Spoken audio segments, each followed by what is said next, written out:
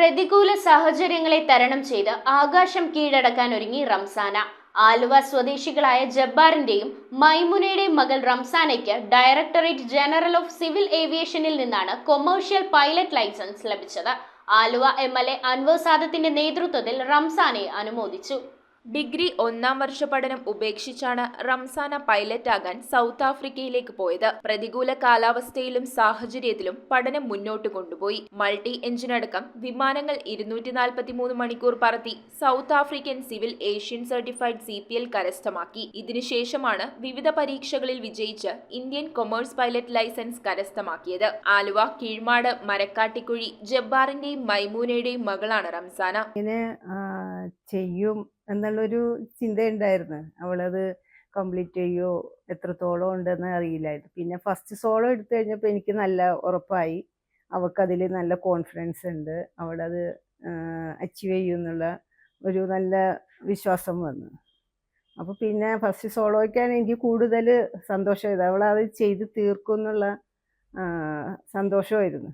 Paravur government സ്കൂളിൽ പഠിക്കുമ്പോഴാണ് pilot ആകണമെന്ന ആഗ്രഹം റംസാന മാതാപിതാക്കളോട് പറഞ്ഞത്. അതിനുള്ള സാമ്പത്തിക ശേഷിയില്ലാത്തതിനാൽ വീട്ടുകാർ പ്രോത്സാഹിപ്പിച്ചില്ല. ആഗ്രഹം മനസ്സിൽ സൂക്ഷിച്ച റംസാന അതിനാൽ +2 ശേഷം BSc ഫിസിക്സിനാണ് ചേർന്നത്. തൃക്കാക്കര ഭാരതമാതാ കോളേജിൽ പഠിക്കുമ്പോൾ ലോക്ക്ഡൌൺ മൂലം പലപ്പോഴും ഓൺലൈൻ ക്ലാസ് ആയിരുന്നു.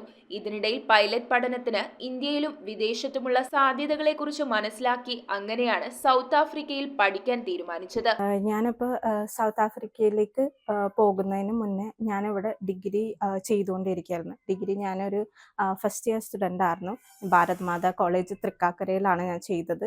അവിടെ ഞാൻ BSc ഫിസിക്സ് ആയിരുന്നു ചെയ്തുകൊണ്ടിരുന്നത്. അപ്പം നമുക്ക് ഇതിലേക്ക് പോകുന്നതിൻ്റെ ഒരു ഉറപ്പോ അങ്ങനെ ഒരു കാര്യം ഇല്ലാത്തത് കൊണ്ട് അവിടെ ഞാൻ ചെയ്തുകൊണ്ടിരിക്കുകയായിരുന്നു. ഇനി അത് കഴിഞ്ഞ് ഞാൻ അവിടെ നിന്ന് ഡ്രോപ്പ് ചെയ്തിട്ടാണ് സൗത്ത് ആഫ്രിക്കയിലേക്ക് പോകുന്നത്. അപ്പോൾ നമ്മൾ എൻറോൾ ചെയ്യാനായിട്ട് അവിടെ നമ്മളൊരു ഏജൻ്റായിട്ട് കോണ്ടാക്ട് ചെയ്യുകയും അവിടേക്ക് നമ്മൾ എത്തിപ്പെടുകയാണ് ചെയ്തത്.